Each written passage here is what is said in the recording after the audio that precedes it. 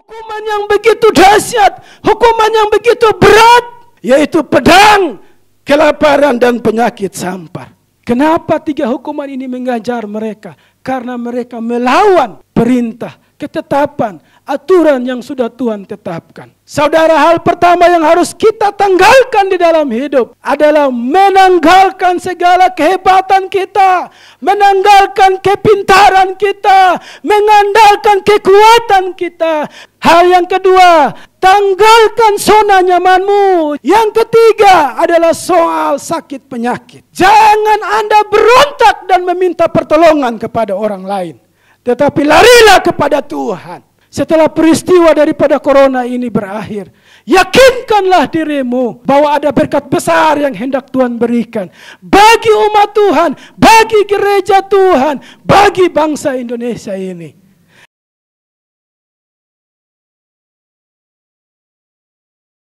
Our Father in Thank you, Lord, in the name of Jesus. help me please for today. Bless our family. Amen.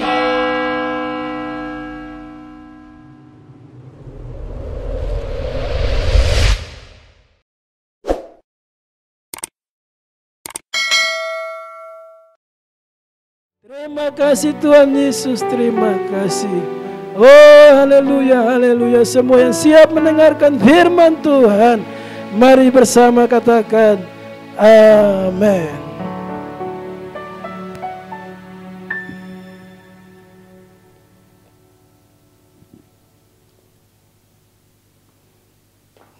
Haleluya. Baik, salam semua. Kebenaran firman Tuhan untuk kita hari ini terambil dalam kitab Yeremia pasal yang ke-27 ayat yang ke-8.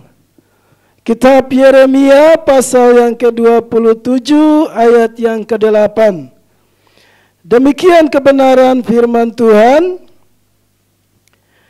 Tetapi bangsa dan kerajaan yang tidak mau takluk kepada Nebukadnezar Raja Babel, dan yang tidak mau menyerahkan tengkuknya ke bawah kuk Raja Babel, maka bangsa itu akan kuhukum dengan pedang, kelaparan, dan penyakit sampar. Demikianlah firman Tuhan, sampai mereka kuserahkan ke dalam tangannya. Sekali lagi kebenaran firman Tuhan dalam kitab Yeremia pasal 27 ayat yang ke-8. Tetapi bangsa dan kerajaan yang tidak mau takluk kepada Nebukadnezar Raja Babel, dan yang tidak mau menyerahkan tengkuknya ke bawah kuk Raja Babel, maka bangsa itu akan kuhukum dengan pedang, kelaparan, dan penyakit sampar. Demikianlah firman Tuhan, sampai mereka kuserahkan dalam tangannya.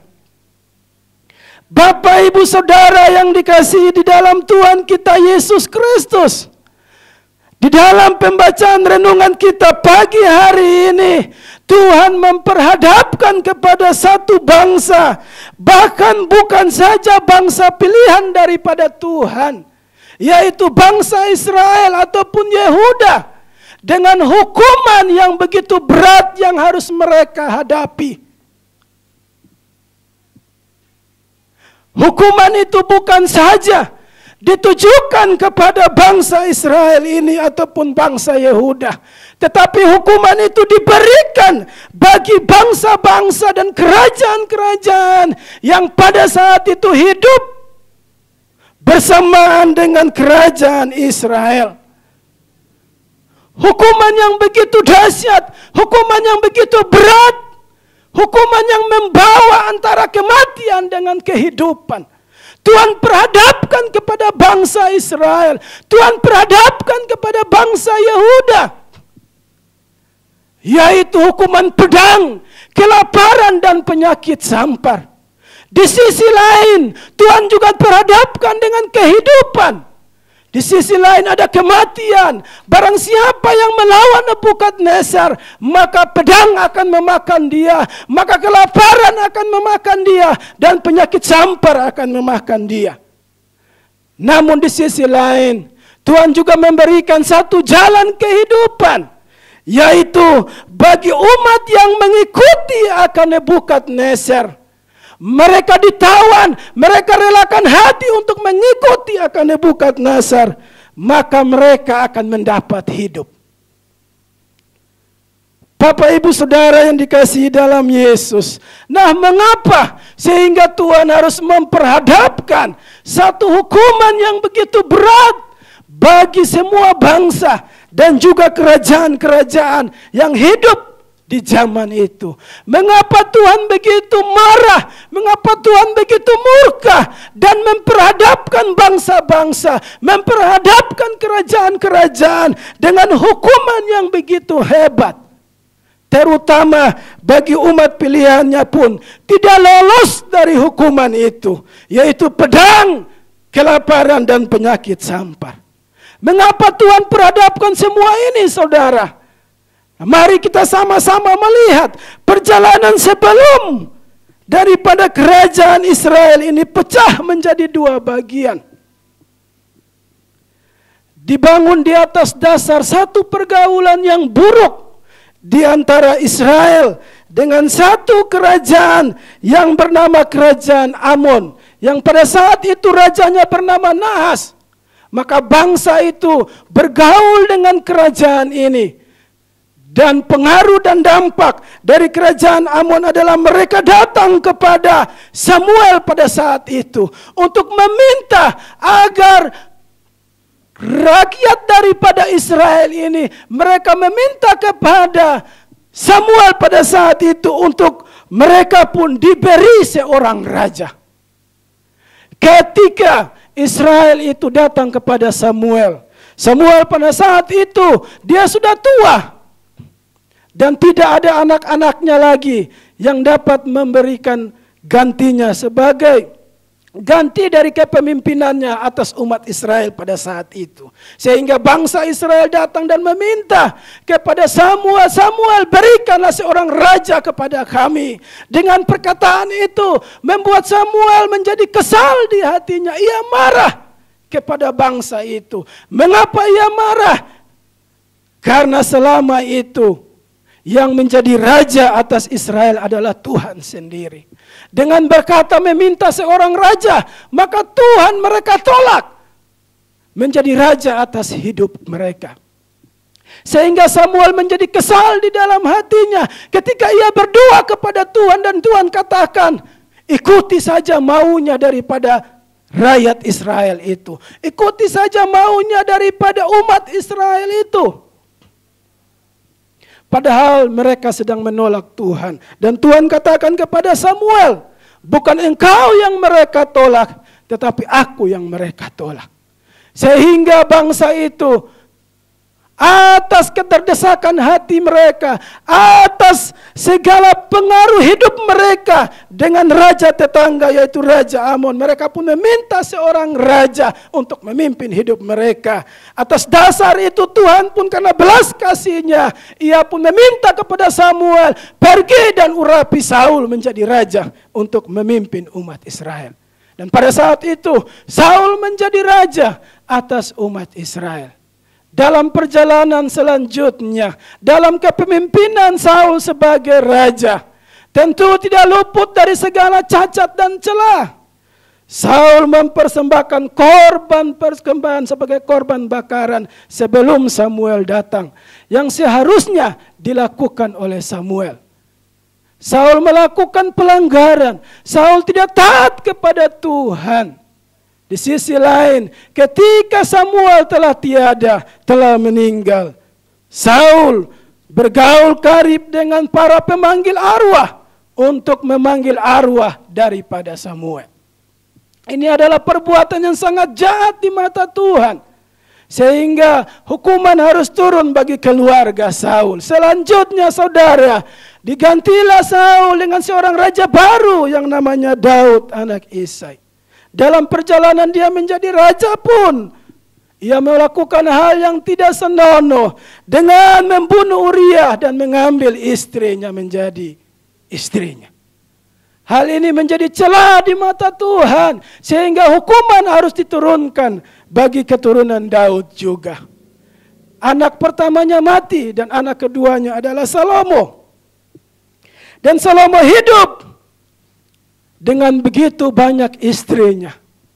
Kerajaan ini mulai bertumbuh menuju kepada 3 raja, yaitu Salomo yang memiliki banyak sekali perempuan-perempuan asing yang tidak mengenal Tuhan. Mereka mempengaruhi hati Salomo untuk mengikuti ilah-ilah lain, ala-ala lain. Sehingga di zaman daripada cucunya Daud, yaitu Rehabeam, kerajaan itu pecah menjadi 2. 10 suku mengikuti Yerobeam dan pergi menjadi kerajaan bagian utara, yaitu kerajaan Israel yang ibu kotanya Samaria. Dan 2 suku menjadi 1 kerajaan, yaitu kerajaan Yehuda dengan ibu kotanya adalah Yerusalem. Bapak ibu saudara, perbuatan dosa membuat satu kerajaan itu menjadi pecah menjadi 2 bagian. Dan dalam perjalanan selanjutnya, raja-raja Israel ini melakukan hal-hal yang tidak baik di mata Tuhan. Melakukan penyembahan berhala yang terus-menerus dari zaman raja satu kepada zaman raja selanjutnya. Sampai tiba waktunya, Tuhan begitu murka kepada kerajaan utara ini, yaitu kerajaan Israel. Sehingga dia mengirimkan Tiglat-Pileser, Raja Asyur, dan juga Sanherib, untuk memusnahkan Israel. Seluruh penduduk Israel ditawan oleh Raja Asyur dan dibawa ke dalam perbudakan. Dan selanjutnya tinggal 1 kerajaan bagian selatan, yaitu kerajaan Yehuda. Namun ketika Yehuda melihat segala perbuatan kakaknya, raja kerajaan Israel itu, ia tidak bertobat, ia tidak sadar, ia tidak insaf, ia tidak berbalik dari segala perbuatannya yang jahat. Malah ia berbuat lebih jahat daripada Israel. Yehuda melakukan hal-hal yang begitu banyak kejahatan yang terjadi di mata Tuhan. Sehingga Tuhan mau mengirimkan Nebukadnezar untuk menghancurkan Yerusalem, untuk menghancurkan Yehuda. Saudaraku, begitu banyaknya kejahatan yang dilakukan oleh Yehuda. Di sini saya memaparkan ada begitu banyak kejahatan daripada kerajaan bagian selatan, kerajaan Yehuda ini, di mana Yeremia sedang hidup pada saat itu. Yeremia diutus Tuhan untuk memperingati bangsa ini yang hidup di dalam dosa, bahwa ada hukuman yang sedang datang dan akan terjadi atas bangsa Yehuda ini. Kalau kita mau melihat bahwa ternyata hukuman atas bangsa Yehuda dilatar belakangi juga oleh begitu banyak perbuatan jahat yang dilakukan oleh Yehuda. Jika kita perhatikan dalam hubungan sosial masyarakat, dalam hubungan sesama sebagai manusia, ada penindasan kepada orang miskin, ada penindasan kepada para janda, ada penindasan kepada orang-orang asing, anak-anak yatim piatu, ada perlakuan-perlakuan tidak senonoh, ada segala macam perbuatan-perbuatan jahat yang pada saat itu dilakukan.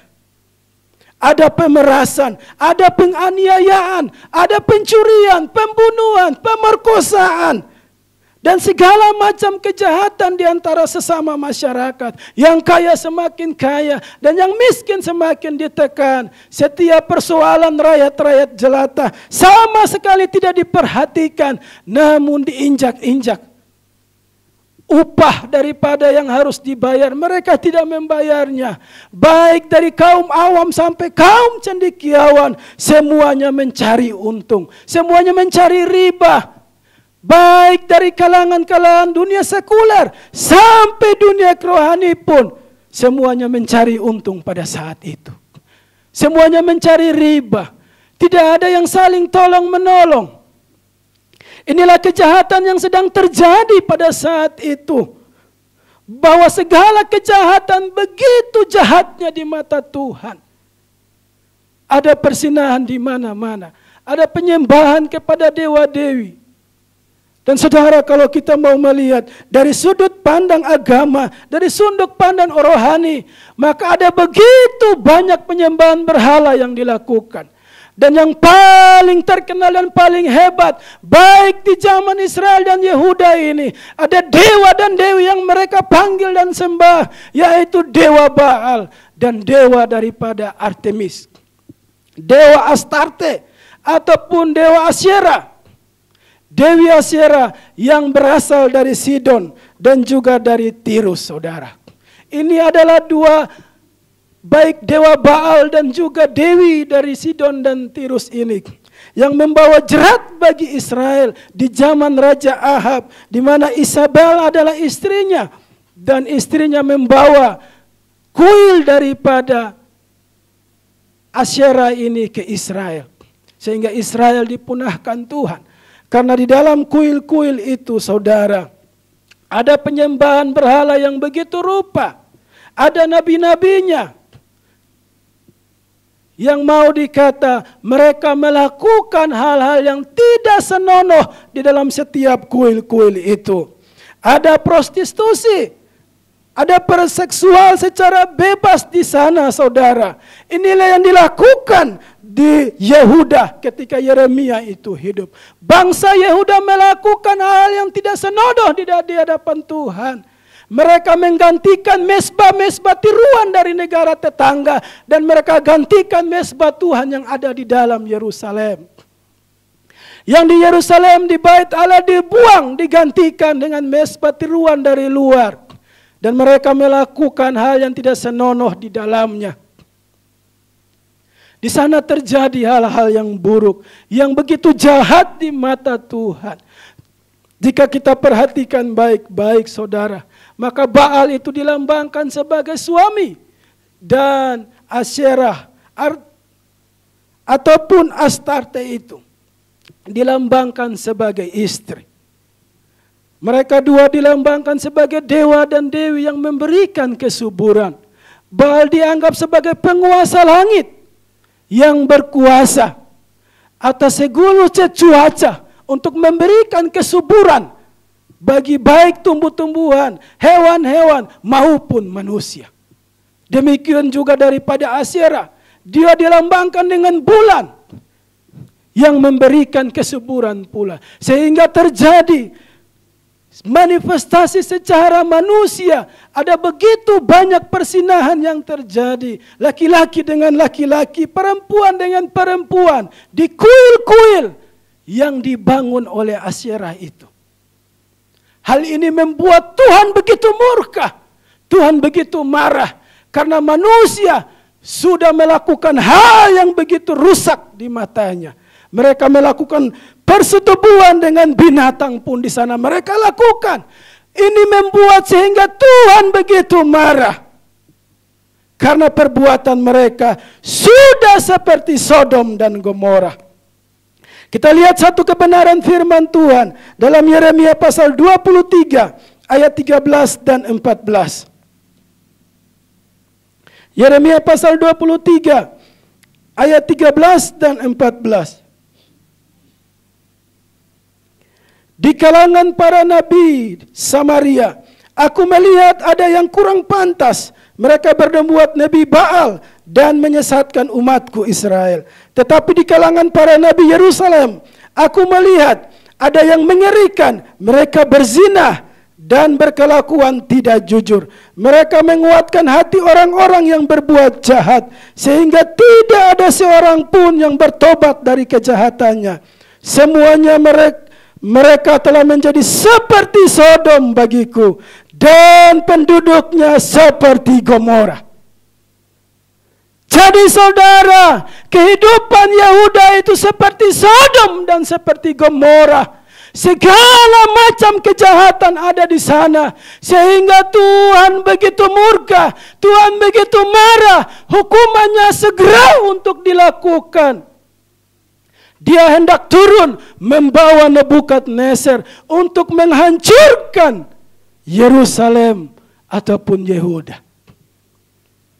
Inilah yang menjadi latar belakang kenapa Tuhan hendak perhadapkan Yehuda, bahkan bangsa-bangsa sekeliling dan juga kerajaan-kerajaan sekeliling. Mengapa Tuhan mau memperhadapkan dengan hukuman yang begitu dahsyat di antara kematian dan kehidupan? Kematian adalah pedang, kelaparan dan penyakit sampar. Dan kehidupan adalah ketika mau menjadi tawanan, diikat, baik kaki dan tangannya dirantai dan ditawan, masuk menjadi tawanan di Babel, tetapi hidup. Pilihan ada di tangan Israel, pilihan ada di tangan Yehuda pada saat itu. Tuhan perhadapkan 3 hukuman ini, baik pedang, baik kelaparan, dan baik penyakit sampar. Tuhan begitu murka, sehingga kalau kita melihat dalam Yeremia 15 ayat 1. Yeremia 15 ayat 1, Tuhan pun menolak seandainya Musa ataupun Samuel berdiri di situ untuk berdoa. Tuhan begitu marah, sehingga kalaupun andai kata Musa berdiri dan Samuel pun berdiri dan masih hidup dan memohon, berdoa kepada dirinya, Tuhan pun tidak akan meresponinya. Yeremia 15 ayat 1. Tuhan berfirman kepadaku, sekalipun Musa dan Samuel berdiri di hadapanku, hatiku tidak akan berbalik kepada bangsa ini. Usirlah mereka dari hadapanku, biarlah mereka pergi.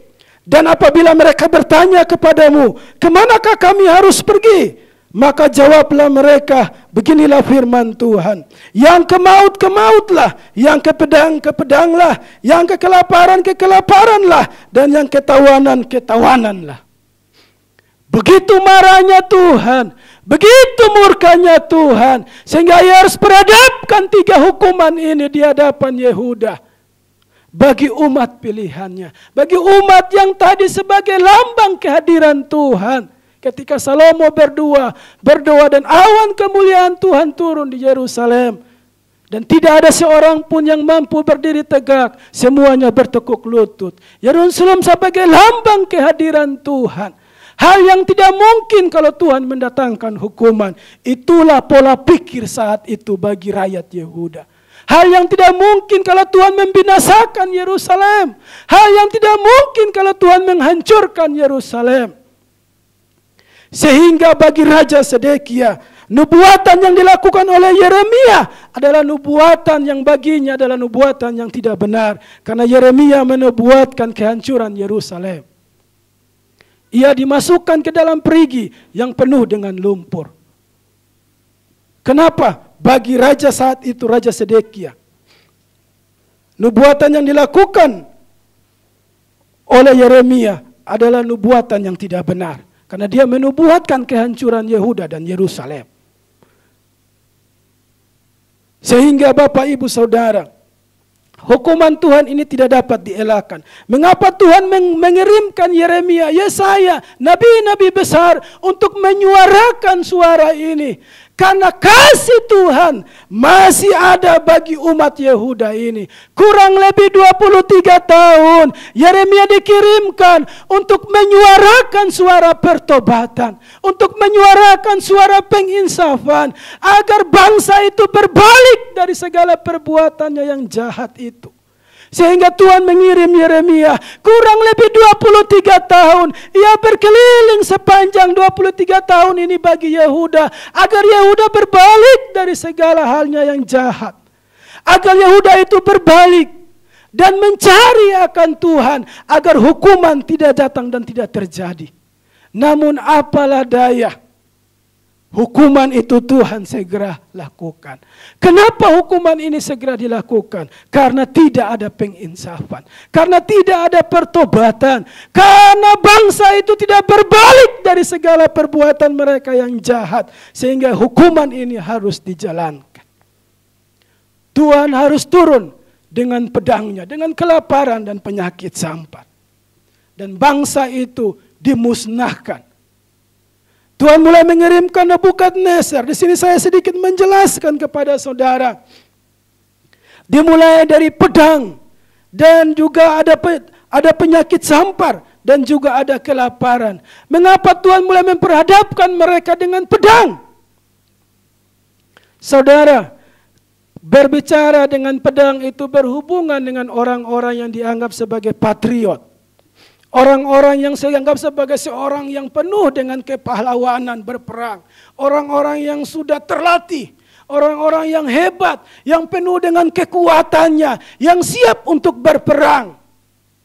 Inilah latar belakang. Dan ketika Tuhan menyuruh lewat Yeremia untuk mereka menyerahkan diri kepada Nebukadnezar, hal itu tidak masuk di dalam logika pikir mereka.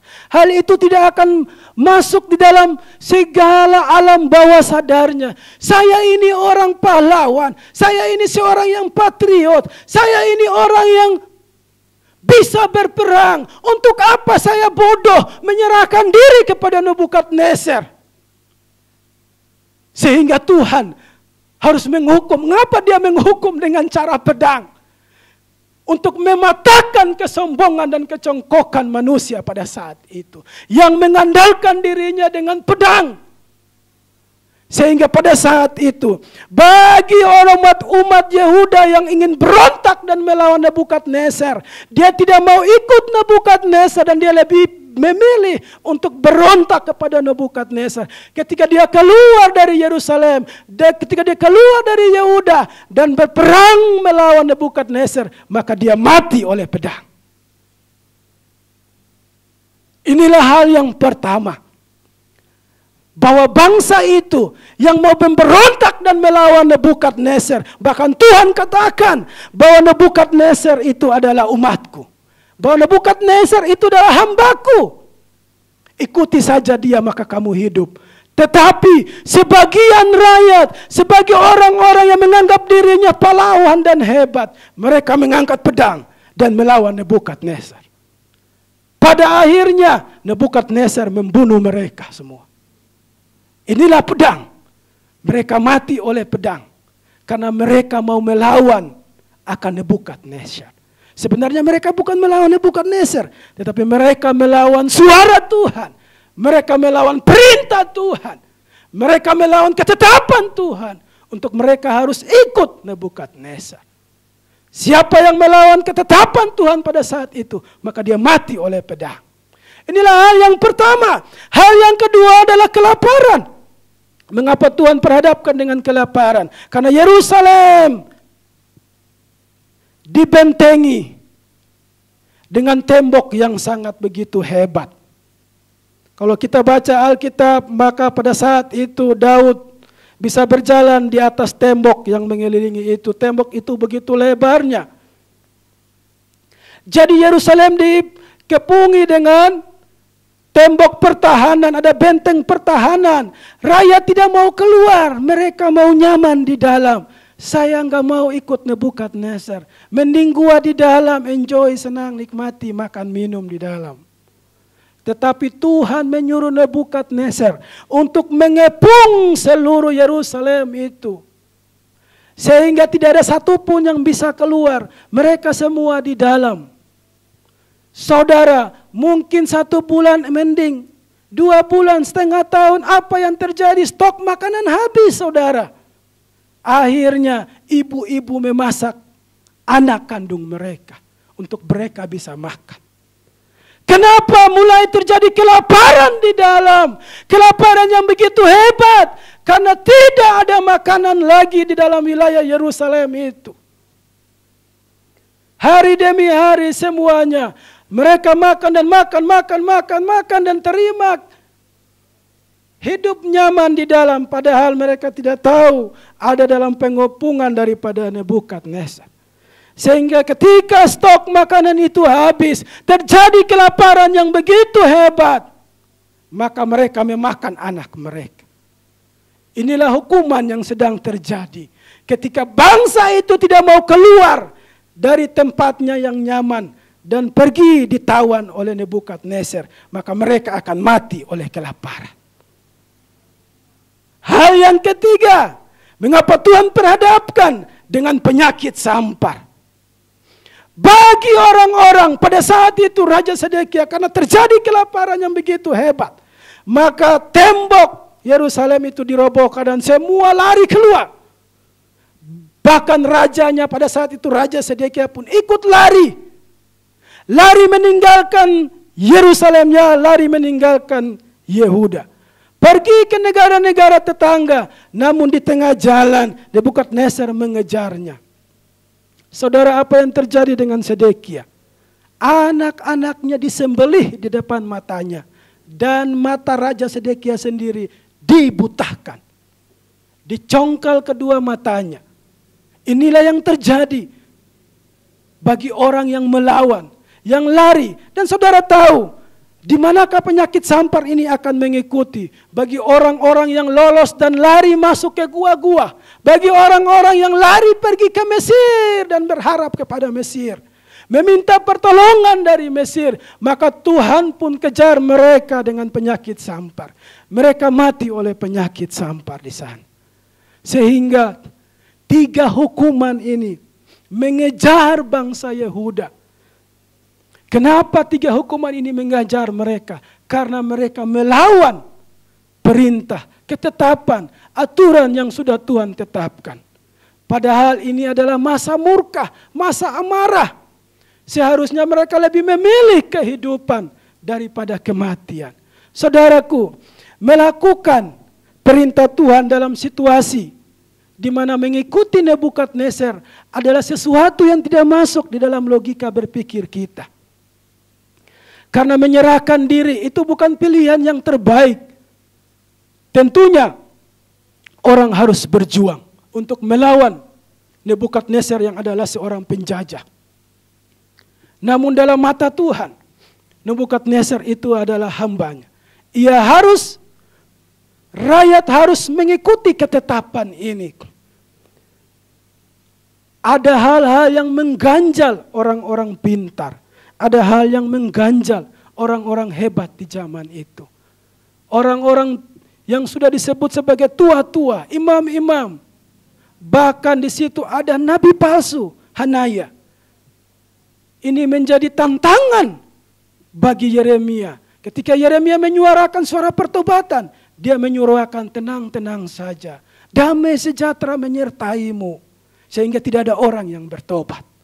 Malah dia berkata bahwa tenang saja engkau akan pergi, tapi 2 tahun saja engkau udah balik. Tuhan murka dan Tuhan marah. Padahal Nabi Hanaya itu memakai nama Tuhan untuk bernubuat. Saudara, dalam situasi seperti itu, situasi yang sangat kritis, ternyata lahir juga banyak nabi-nabi palsu yang menyuarakan suara mereka dengan memakai nama Tuhan. Sehingga rakyat dan raja menjadi bingung. Mereka mau memilih yang mana. Yeremia dianggap nabi palsu, padahal itulah yang benar. Dan nabi palsu Hanaya dianggap sebagai nabi yang benar. Sehingga rakyat menjadi bingung. Bahkan Raja Sedekia pun mengikuti perkataan daripada Nabi Hanaya ini, saudara. Jadi Bapak Ibu Saudara, apa refleksinya atau apa yang harus kita lakukan dalam keadaan-keadaan seperti ini? Dari kebenaran firman Tuhan yang telah saya sampaikan. Kalau kita mau melihat hukuman dan murka Tuhan itu karena dilatar belakangi oleh begitu banyak dosa yang telah naik di hadapan Tuhan. Sehingga hukuman itu dijalankan. Di sini saya mencatat beberapa poin sebagai hal yang harus kita kerjakan, hal yang harus kita lakukan dalam situasi keadaan kita di bangsa Indonesia ini. Mungkin tidak terjadi pengepungan atau peperangan ataupun segala hal yang terjadi di bangsa ini. Tetapi kalau kita lihat ada penyakit corona yang sedang mengepung seluruh bangsa di bumi ini.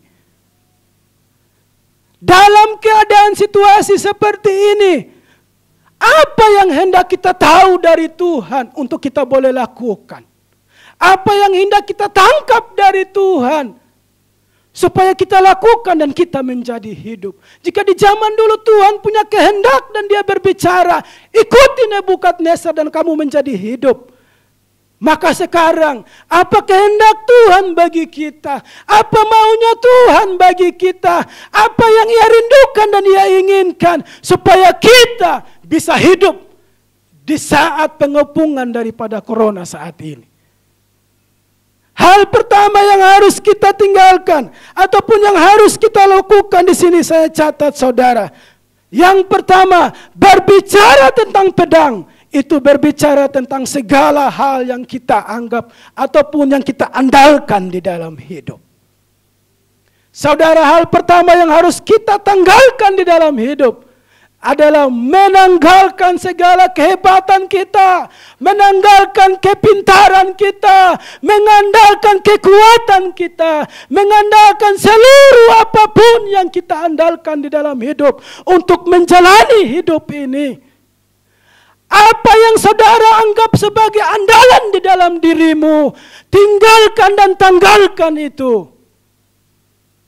Baik statusmu, baik kepintaranmu, baik jabatanmu, baik kehebatanmu, sebagai simbol dari pedang, letakkan itu dan ikuti Nebukadnezar. Apa yang diperlukan dalam mengikuti Nebukadnezar adalah kerendahan hati. Adalah kerendahan hati, menyerahkan diri, jangan andalkan kekuatanmu, jangan andalkan patriotmu, kepahlawananmu, sebab engkau sedang berhadapan dengan murka Tuhan. Sebab engkau sedang berhadapan dengan amarah Tuhan. Apa yang diperlukan untuk dilakukan saat ini adalah Anda harus rendahkan hati, rendahkan diri di hadapan Tuhan, dan ikuti perintahnya. Ini hal pertama yang harus dilakukan. Manusia harus meninggalkan keegoannya. Manusia harus meninggalkan kecongkakannya. Ia harus meninggalkan kesombongannya di hadapan Tuhan. Bahwa hidupnya dipelihara dan dijaga. Pedang bukan menjaga dirinya, tetapi Tuhanlah yang menjaga dirinya. Tuhanlah yang sebagai tempat perteduhan dan perlindungan itu. Itulah yang harus diikuti. Bagaimana kita mengerti tentang kehendak Tuhan itu? Karena itu perlu sekali Alkitab itu dibaca, direnungkan. Dan yang kedua, banyak melakukan persekutuan secara pribadi dengan Tuhan. Di sanalah kita akan mengerti apa kehendak Tuhan di saat ini bagi kita. Ketika banyak merenungkan akan Alkitab, maka ada banyak kehendak Tuhan di sana yang diperuntukkan bagi kita. Sehingga kita tidak mati, memberontak dan melawan Tuhan.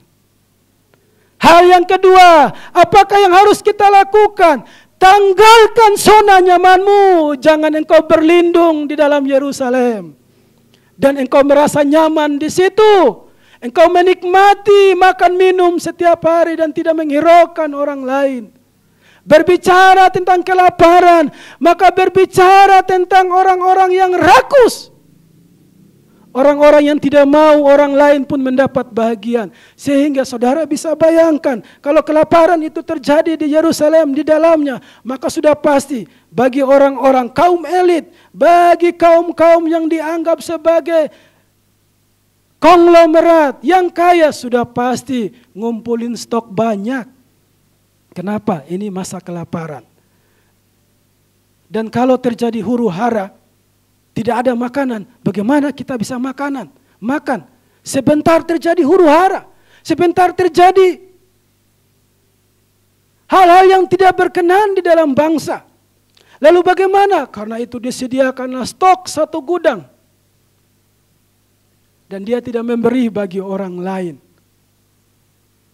Jadi di dalam masa seperti ini, apa yang Tuhan kehendaki? Jangan berlindung dan menikmati zona nyaman itu. Jangan makan sendiri, tapi berikanlah juga bagi orang lain. Amin. Bagikan itu, karena kita sedang dikepung oleh penyakit. Pada zaman itu, mereka dikepung oleh Sanherib. Tuhan merindukan kasih itu dibagikan di tengah-tengah keadaan yang berat ini. Tuhan hendak membuat sehingga hati manusia penuh dengan belas kasih, penuh dengan cinta kasih untuk mengasihi sesama seperti ia mengasihi diri sendiri. Di dalam keadaan ini Tuhan rindu hal itu terjadi. Supaya ada sama-sama saling berbagi. Jangan ada yang menikmati sendiri dalam zona nyaman sendiri dan akhirnya ia mati oleh kelaparan. Tetapi harus keluar dan membagi. Memberi. Inilah dua hal yang harus dilakukan, baik pedang dan soal kelaparan. Yang ketiga adalah soal sakit penyakit. Ini adalah soal penyakit sampar. Hal yang harus dilakukan adalah apa? Jangan Anda berontak dan meminta pertolongan kepada orang lain. Jangan Anda lari ke Mesir, jangan Anda lari ke gua-gua. Tetapi larilah kepada Tuhan. Ini hal yang ketiga. Larilah kepada Tuhan dan carilah Dia. Carilah dahulu kerajaan Allah dan kebenarannya, maka semuanya ditambahkan kepadamu. Carilah Tuhan dan kekuatannya. Carilah wajahnya selalu. Itulah yang harus dilakukan. Jangan Anda cari pertolongan dari Mesir. Jangan Anda cari dan bersembunyi di gua-gua, di pohon-pohon. Anda menikmati pisang di hutan sendiri. Anda menikmati apalagi di sana sendiri. Anda menikmati dedaunan sendiri di sana. Anda ketemu binatang, Anda mungkin kasih mati dan bunuh. Dan makan sendiri di sana. Tuhan tidak menghendaki itu. Tetapi yang Tuhan rindukan adalah kembali kepada Tuhan, cari Tuhan dan jangan cari Mesir. Karena di dalam Yesuslah tempat perlindungan. Ia tahu kesehatanmu, Ia tahu penyakit apa yang sedang menyerangmu. Tetapi penyakit itu tidak akan sampai kepada dirimu. Saudara perhatikan baik-baik. 3 hukuman ini tidak akan kena bagi orang yang taat mengikuti Nebukadnezar. 3 hukuman ini tidak akan kena bagi orang yang taat mengikuti perintah daripada Tuhan Yesus. Ketika mereka merelakan hati mereka untuk mengikuti Nebukadnezar, maka mereka tidak mati oleh pedang. Ketika mereka menyerahkan hidup mereka untuk mengikuti Nebukadnezar, maka mereka tidak mati oleh kelaparan. Tetapi Tuhan memelihara hidup mereka di tanah perbudakan. Ketika mereka mengikuti Nebukadnezar, maka mereka tidak mati oleh penyakit sampar. Apa yang diperlukan akhir-akhir ini adalah mengikuti perintah Tuhan. Itulah, di sanalah kita akan hidup. Di sanalah kita akan penuh damai sejahtera. Di sanalah kita akan baik-baik saja. Virus tidak akan sampai kepada kita. Karena kita sedang mengikuti apa yang Tuhan mau. Penyakit tidak akan sampai kepada kita. Karena kita sedang mengikuti apa yang Tuhan kehendaki. Karena melakukan kehendak Tuhan, itulah tempat perlindungan kita.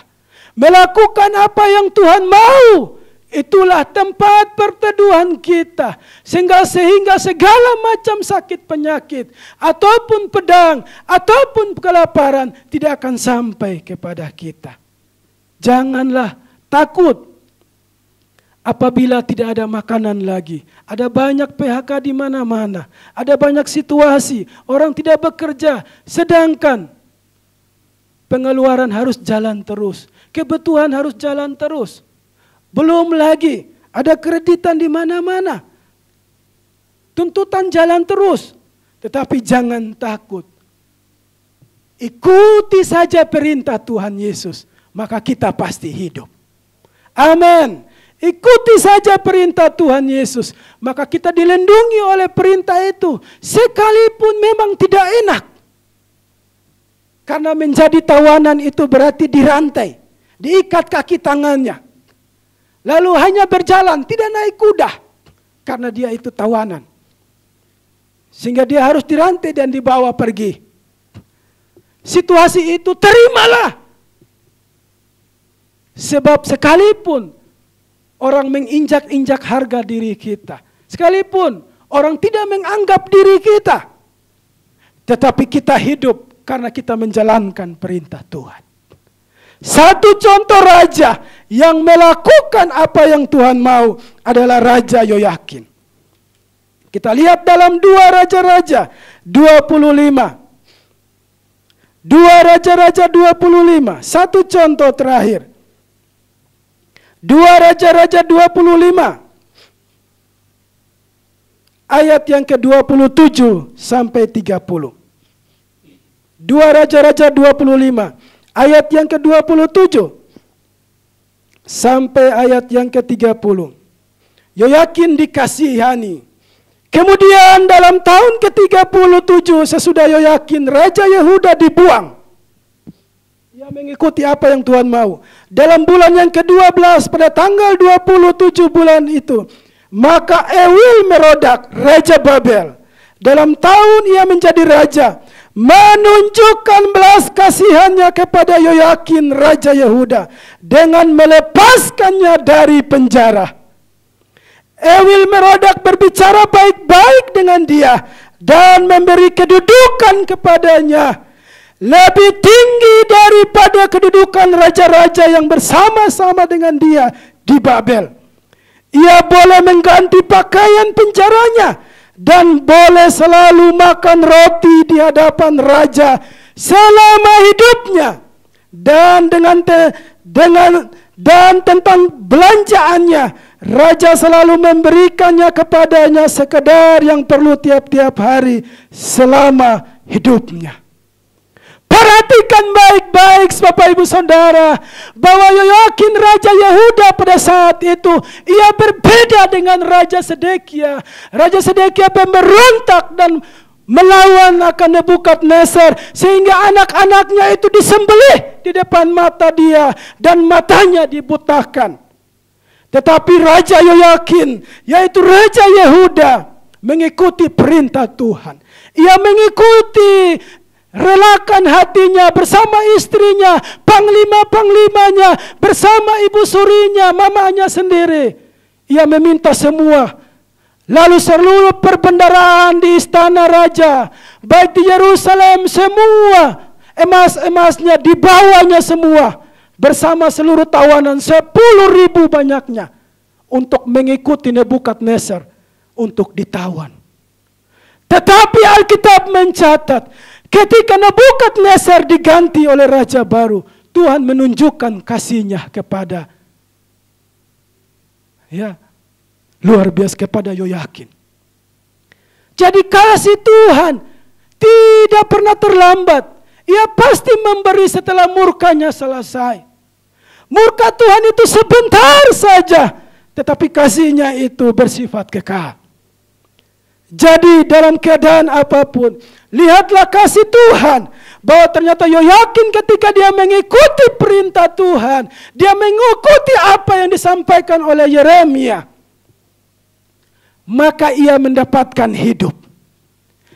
Bukan saja ia hidup, tetapi ia mendapatkan kedudukan. Amin, saudara. Ia mendapatkan kedudukan lebih tinggi dari seluruh raja-raja yang hidup di wilayah Babilonia itu. Lalu ia mendapatkan apa? Makan enak, saudara, bersama dengan raja. Oh, haleluya, dia makan enak. Kalau orang yang mengikuti perintah Tuhan itu, ada kedudukan, lalu ia dapat makan enak. Dan tahu saudara, ia diberikan uang belanja, saudara. Oh, tiap hari dikasih uang belanja untuk pergi belanja. Anda mau tiap hari dikasih uang belanja untuk ke mall. Tapi mall sudah mulai ditutup. Tidak apa-apa. Sebentar juga mall pasti dibuka lagi. Setelah masa ini berlalu, ada berkat yang besar bagi orang-orang yang taat akan kebenaran firman. Amin, saudara. Setelah masa ini berlalu, ada berkat bagi orang-orang yang bertahan mengikuti perintah Tuhan. Yang tidak lari ke sini dan ke sana dan kemari untuk meminta pertolongan. Yang tidak berdiri dengan kecongkakan dan kesombongannya dan melawan Nebukadnezar. Yang tidak menikmati akan makan minumnya sendiri dan tidak memberi dan tidak membagi. Ada upah bagi mereka. Mereka akan mendapat kedudukan yang tinggi. Mereka akan mendapat makan minum yang enak. Dan mereka akan diberi uang belanja. Ini adalah satu contoh berkat yang besar. Setelah peristiwa daripada corona ini berakhir, yakinkanlah dirimu bahwa ada berkat besar yang hendak Tuhan berikan bagi umat Tuhan, bagi gereja Tuhan, bagi bangsa Indonesia ini. Ada berkat besar yang Tuhan sediakan ketika rajanya mengikuti perintah Tuhan. Ada berkat yang besar ketika umat Tuhan mengikuti akan perintah Tuhan. Karena itu, saya kutip lagi slogan dari GBI Taman Elang ini. Ikut Tuhan itu, taat bodoh-bodoh, karena Tuhan tidak tipu-tipu. Taat saja mengikuti Nebukadnezar. Jangan mainkan intelektualmu, sebab pasti engkau akan menolak perintah itu. Sekali lagi, taat saja perintah itu, karena ada berkat besar yang menanti hidup kita. Di dalam gelombang bencana besar yang melanda bumi ini, Tuhan sedang menyiapkan satu pasukan Tuhan yang siap berdiri memiliki kedudukan yang besar dalam bangsa-bangsa. Inilah berkat yang Tuhan sediakan. Bahkan ia pun makan semeja dengan raja-raja. Inilah berkat yang kita dapat kalau kita mau mulai belajar realisasikan kebenaran firman Tuhan ini. Demikian kebenaran firman Tuhan. Mari kita tundukkan kepala dan kita berdoa.